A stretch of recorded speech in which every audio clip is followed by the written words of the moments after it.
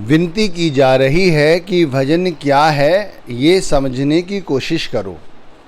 भजन एक ऐसी प्रक्रिया है जिसके माध्यम से हम उस लोक जिसे गौलोक, स्वर्गलोक, सतलोक, सचखंड तथा कई अन्य नामों से जानते हैं, यदि हम जीते जी उस लोक की कोई सोझी रखना चाहते हैं, यदि हम चाहते हैं कि जीते जी हमें इस जीवन का रहस्य समझ आए कि हम यहाँ क्यों आए हैं, तो इसके लिए हमें भजन करने की ज़रूरत है। और यदि भजन में भी हम अपने सद्गुरु के इसी स्वरूप के साथ जुड़े रहे तो हमें सफलता हाथ नहीं लगेगी, क्योंकि वहाँ पर सद्गुरु का ये रूप हमारी कोई मदद नहीं कर सकता। ये हमारे ख्याल को अपने स्वरूप के साथ ही जोड़ता चला जाएगा, नई नई कहानियाँ बनाता रहेगा। ये सही है कि फैला हुआ ख्याल सिमटा रहेगा, लेकिन उस लोक में जाने की हमारी कोई मदद नहीं कर सकता। तीसरी पातशाही गुरु अमरदास महाराज जी ने कहा है, हर की पूजा दुर्लभ है संतों, कहना कछु न जाई, संतों गुरुमुख पूरा पाई, नामों पूज कराई। आप जी कहते हैं कि उस हरि की पूजा दुर्लभ है। कैसे दुर्लभ है? क्योंकि वो हरि हमारी और तुम्हारी समझ से बहुत ऊपर है। उस हरि की पूजा कोई वक़्त का पूरा संत सतगुरु ही हमसे करवा सकता है, क्योंकि वो उस परमात्मा का जानकार है, वाकिफ़कार है। या ऐसे समझ लीजिए, उसने उस परमात्मा की भक्ति करके उसके रहस्य को जान लिया है, इसलिए हमसे वो ये भक्ति करा सकता है और कोई दूसरा नहीं करा सकता।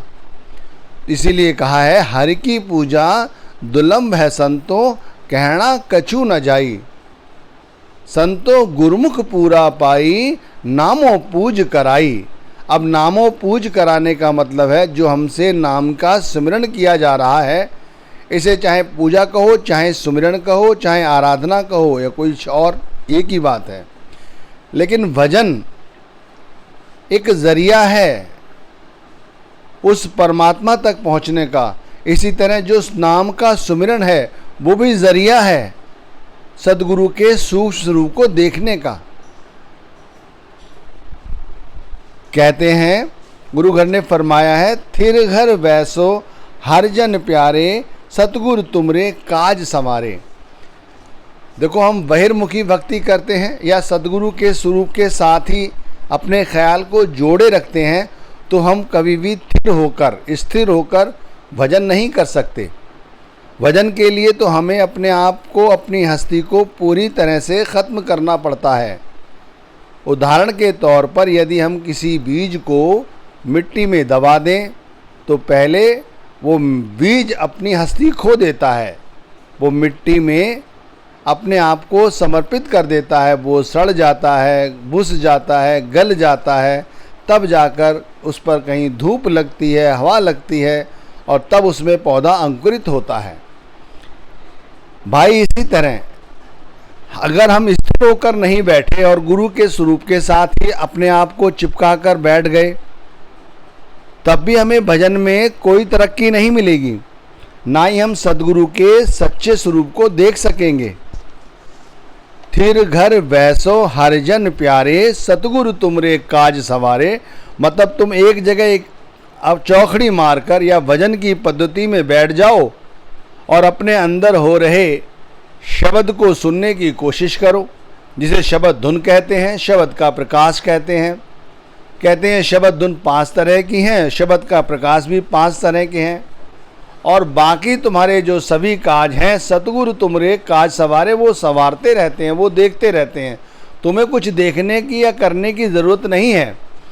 बीज की तरह अपने आप को समाहित कर दो भजन के अंदर। ऐसे समझो जैसे मुर्दा देखा है, वो लेटा होता है, फिर उसे 4 लोग चाहे नहलाएं, चाहे कपड़े पहनाएं, चाहे लकड़ी पर रख दें, चाहे उसमें फिर आग लगा दें, वो कुछ नहीं कहता। इसी तरह भजन में बैठे रहो, फिर कोई याद करने की ज़रूरत नहीं है, ना घर की, ना परिवार की, ना अपने सद्गुरु के स्वरूप की।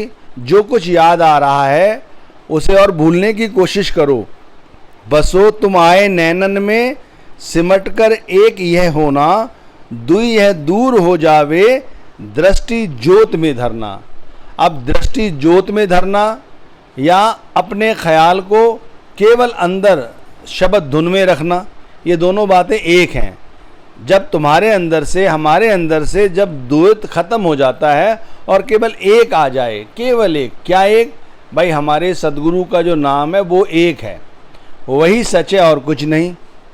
जब ऐसे विचार आ जाएं, वसो तुम आए नैनन में, हमारी और कोई चीज़ है ही नहीं, हमारे नैनों में या हमारी जो आसक्ति है वो दुनियावी चीज़ों की है, वो सब खत्म हो जानी चाहिए। देखो इतने समय से हम सत्संग सुनते आ रहे हैं और यदि हम अपने आप को सिमट कर एक यह होना, मतलब अगर हम अपने सदगुरु के साथ अपनी आत्मा को नहीं जोड़ पा रहे हैं, मन को नहीं समेट पा रहे हैं, तो अपने आप से कुछ विचार तो करो, कहाँ कमी है? समझाने की कमी तो कहीं है नहीं। कमी सिर्फ यही होगी कि हम नाम का सुमिरन को समय नहीं देते होंगे।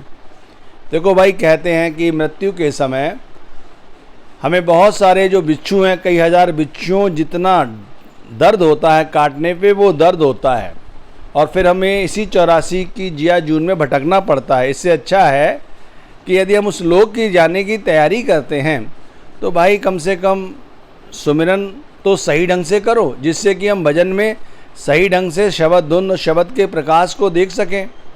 अब रही बात सतगुरु का स्वरूप बदल जाता है, वो इसलिए बदल जाता है क्योंकि सतगुरु का ये स्वरूप वहाँ जाकर हमारी कोई मदद नहीं कर सकता। सतगुरु का जो सूक्ष्म स्वरूप है, जो कि प्रकाश का रूप ले लेता है, शब्द धुन का रूप ले लेता है, वो हमारी वहाँ मदद करता है।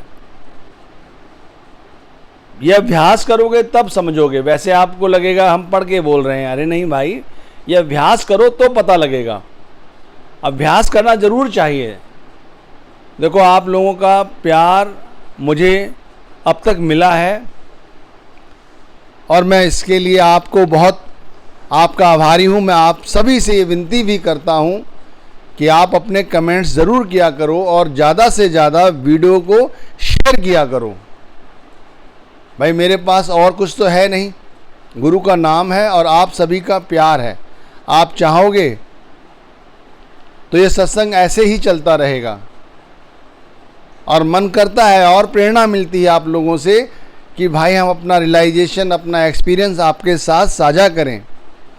तो विनती की जा रही है आप सभी से कि सत्संग पूरा सुना करें और सत्संग को ज़्यादा से ज़्यादा शेयर किया करें और अपने कमेंट्स लिखें।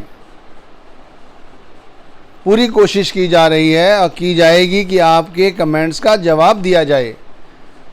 तो भाई सद्गुरु का जो स्वरूप है वो ज्योति रूप में बदल जाता है, प्रकाश रूप में बदल जाता है।